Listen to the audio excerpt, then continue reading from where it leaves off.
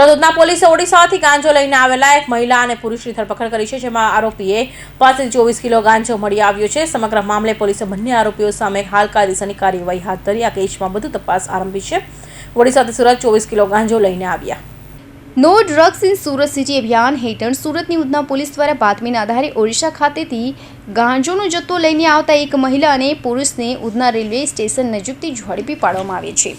પકડાયેલા આરોપીઓ પાસેથી 24 કિલો ગાંજોનો જથ્થો મળી આવ્યો હતો અને તે ગાંજો ઓડિશા ખાતેથી લઈને આવતા હતા. જોકે આ સમગ્ર ઘટનામાં અન્ય 2 વ્યક્તિઓના નામ સામે આવતા પોલીસે આ દિશામાં વધુ તપાસ હાથ ધરી છે. છેલ્લા ઘણા સમયથી હાલ સુરતમાં જે no drugs in Surat city movement માટે માનનીય HM સાહેબ અને CP સાહેબ તરફથી સૂચના આપવામાં આવી છે. તે અનુસાર હાલ અમે બાતમીદારો મારફતે અમારી જે માહિતી છે અને આ જે ડ્રગ્સ બાબતની કોઈ પણ મૂવમેન્ટ હોય તો એ શોધી કાઢવાના પ્રયત્નો અમે કરી રહ્યા છીએ.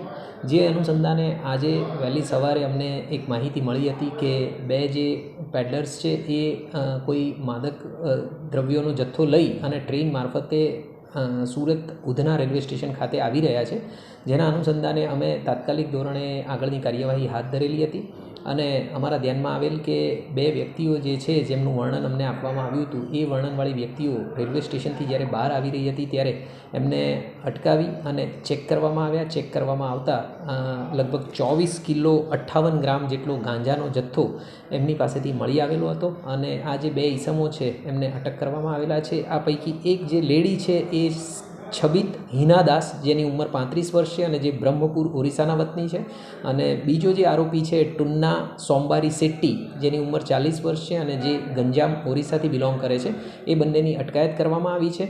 એમના તરફથી એક ત્રીજું નામ અરુણ કરીને જે છે ઓરિસ્સાનો વતની, જેણે આ ગાંજો મંગાવ્યો હતો, એનું નામ ખુલેલું છે અને એક અજાણ્યા રિક્ષા ચાલક બાબતે પણ એમણે માહિતી આપેલી છે. હાલ આ બાબતે અમે વધારે તપાસ કરી રહ્યા છીએ. અગાઉ આ આરોપીઓ આ પ્રકારની કોઈ મૂવમેન્ટમાં સંડોવાયેલા હતા કે કેમ એની તપાસ ચાલુ છે અને અન્ય કોઈ લોકો પણ આમાં સંડોવાયેલા છે કે કેમ એની તપાસ અમે કરી રહ્યા છીએ.